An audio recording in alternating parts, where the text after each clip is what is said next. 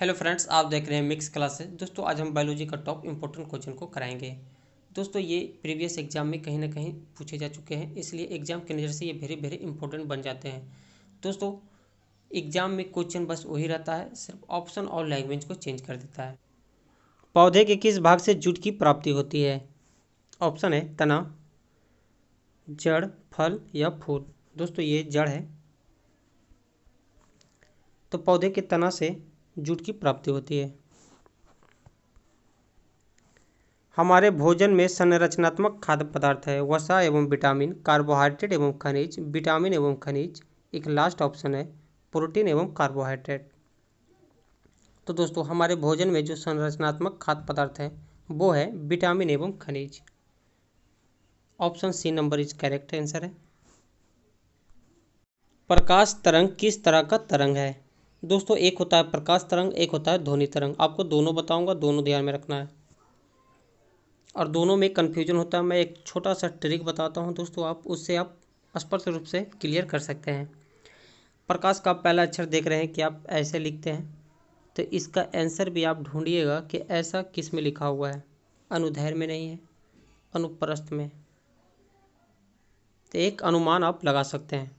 तो दोस्तों इसका आंसर हो जाएगा प्रकाश जो है अनुप्रस्थ तरंग है और ध्वनि आपका अनुदैर्घ्य होता है। ओके। मीना माता रोग किस कारण होता है? पारा, लोहा, एल्युमिनियम एवं सीसा। तो दोस्तों मीना माता रोग होता है पारा से। आंसर ए नंबर हो जाएगा। दोस्तों पारा को हम इंग्लिश में मर्क्यूरी भी बोलते हैं, जिसका सिंबल Hg होता है। इसका एटॉमिक नंबर 80 होता है और दोस्तों इसका गलनांक होता है 38.83 डिग्री सेल्सियस। ओके। और आवर्त सारणी के ये डी ब्लॉक का अंतिम तत्व होता है। लोहा की हम बात करें तो दोस्तों लोहा का हम संकेत लिखते हैं Fe, जिसे हम इंग्लिश में आयरन बोलते हैं और इसका एटॉमिक नंबर 26 होता है और ये आवर्त सारणी के 8वें समूह का पहला तत्व है। और दोस्तों लास्ट में है आपका सीसा। सीसा को हम इंग्लिश में लेड बोलते हैं और इसका संकेत होता है Pb। इसका एटॉमिक नंबर होता है 82। और दोस्तों एक और बचा है एल्यूमिनियम, जिसका सिंबल होता है Al और इसका एटॉमिक नंबर होता है 13। ओके। एल्युमिनियम का एक प्रमुख अयस्क है जिसे हम बॉक्साइड बोलते हैं। अगला प्रश्न है मानव मस्तिष्क का वजन कितना होता है? तो दोस्तों मानव मस्तिष्क का जो वजन होता है ये 1350 ग्राम का होता है। Option B is correct answer.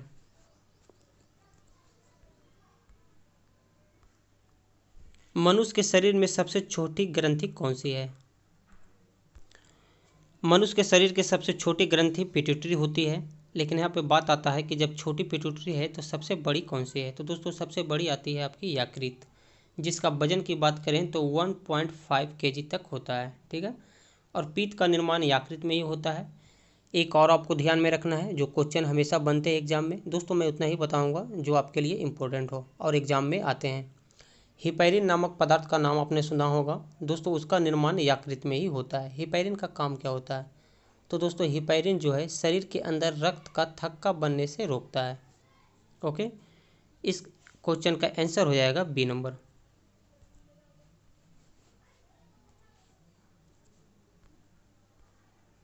एक स्वस्थ मनुष्य का रक्तचाप कितना होता है? तो दोस्तों एक स्वस्थ मनुष्य का रक्तचाप होना चाहिए 120/80।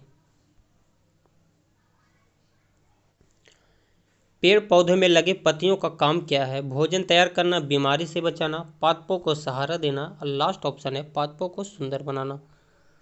तो दोस्तों इस क्वेश्चन का आंसर हो जाएगा ए नंबर, भोजन तैयार करना। पत्ती का जो मुख्य रूप से काम होता है दोस्तों, ये पेड़ पौधे के लिए भोजन बनाता है। भोजन ये किस तरह बनाता है? तो इसमें प्रेजेंट होता है क्लोरोप्लास्ट, जिसके माध्यम से ये सूर्य से प्रकाश प्राप्त कर फोटोसिंथेसिस के द्वारा भोजन बनाता है पेड़ पौधे के लिए और अब पेड़ पौधे के विभिन्न अंगों तक भोजन पहुंचाता है। ऐसे भोजन पहुंचाने का काम दोस्तों होता है फ्लोएम का और जाइलम के माध्यम से पेड़ पौधे में विभिन्न अंगों तक पानी यानी कि वाटर को पहुंचाया जाता है। मनुष्य के खोपड़ियों में हड्डियों की संख्या कितनी होती है? इजी क्वेश्चन है, आपको पता होगा दोस्तों। कि मनुष्य की खोपड़ियों में हड्डियों की संख्या होती है 8। ए इज करेक्ट आंसर हो जाएगा।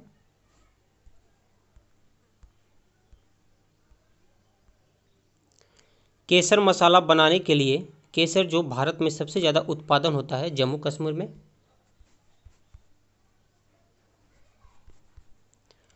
केसर मसाला बनाने के लिए पौधे का निम्नलिखित में से कौन सा भाग उपयोग में लाया जाता है? तो दोस्तों उनका जो उपयोग में हम लोग लाते हैं उनका नाम है वर्तिका ग्रह, ऑप्शन डी। निम्नलिखित में से कौन सा स्वपोषी है? शैवाल, विषाणु, कवक या फिर प्रोटोजोआ?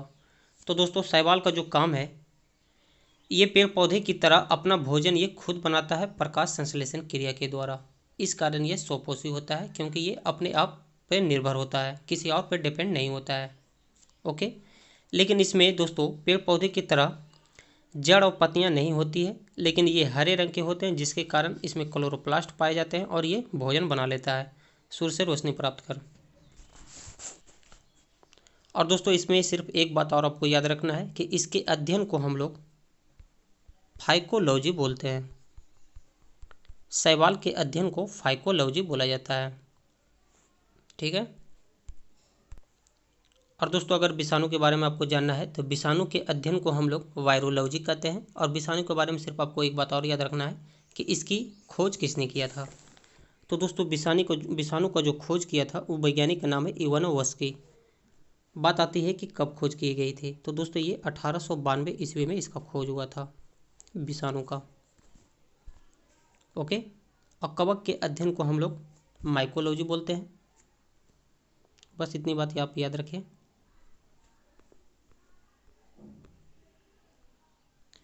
निम्नलिखित में से कौन सा रोग बैक्टीरिया से होता है? यानी कि जीवाणु के द्वारा इन चारों ऑप्शन में कौन सा रोग होता है? पीलिया, तपेदिक, चेचक या फिर ये सभी? तो दोस्तों आपका जो तपेदिक है ये बैक्टीरिया यानी कि जीवाणु के कारण होता है। Option B is correct answer. जीवाणु को खोज किसने किया? तो दोस्तों जीवाणु को जो खोज किए हैं उनका नाम है लेवेनहॉक। दोस्तों एक मैंने बताया था विषाणु का खोज किसने किया था, वो किए थे इवानोव्स्की ने। और एक होता है जीवाणु का खोज जिसे हम बैक्टीरिया बोलते हैं। ये आपको दोनों याद रखना है, दोनों एग्जाम में आते हैं और वेरी वेरी इंपॉर्टेंट है।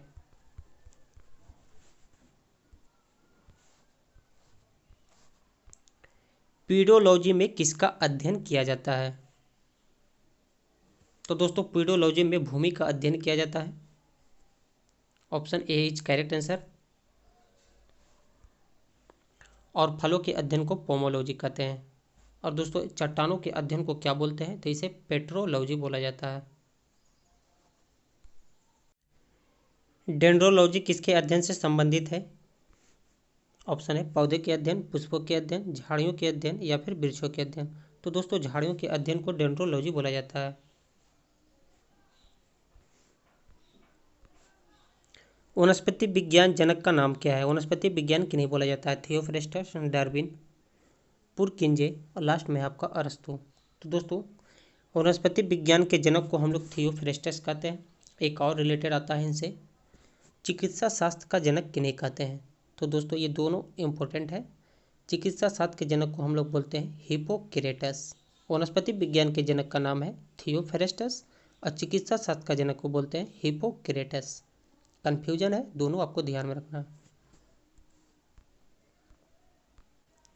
ऑक्सीजन क्या है? वसा, कार्बोहाइड्रेट, एंजाइम या फिर हार्मोन? तो दोस्तों ऑक्सीजन एक प्रकार का हार्मोन होता है। Option C is correct answer.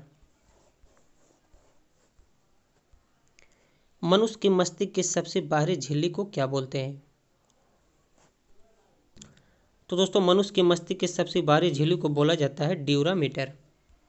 Option C is correct answer. मनुष्य में बुद्धि एवं चतुराई का केंद्र कौन सा है? सेरिबेलम, सेरिब्रम, हाइपोथैलेमस या फिर स्पाइनल कॉर्ड? तो दोस्तों ये तो आपको पता होगा, आंसर सी नंबर होगा, सेरिब्रम। वायुमंडल में सामान्यतः CO2 कितना पाया जाता है? CO2 का मतलब हुआ कार्बन डाइऑक्साइड। दोस्तों इससे 3-4 टाइप का क्वेश्चन बनता है और सभी क्वेश्चन वेरी वेरी इंपॉर्टेंट है। दोस्तों मैं जनरली इससे 3 क्वेश्चन आपको बता रहा हूँ। सबसे अधिक मात्रा में पाया जाता है नाइट्रोजन, जिसकी परसेंटेज की बात करें तो ये होता है 78%। फिर होता है आपका ऑक्सीजन, जो इसमें 21% रहता है। लेकिन आपका जो क्वेश्चन में पूछा गया है कार्बन डाइऑक्साइड कितना परसेंट होता है, तो ये होता है 0.03%। ओके, ये तीनों आपको ध्यान में रखना है और तीनों क्वेश्चन एग्जाम में आ गए हैं।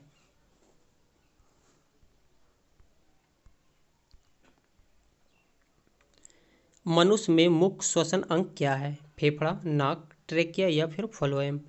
तो दोस्तों नाक के द्वारा हम लोग हवा अंदर जाता है, लेकिन हम लोग का श्वसन अंग होता है वो होता है फेफड़ा, और मछलियों का श्वसन अंग होता है गिल।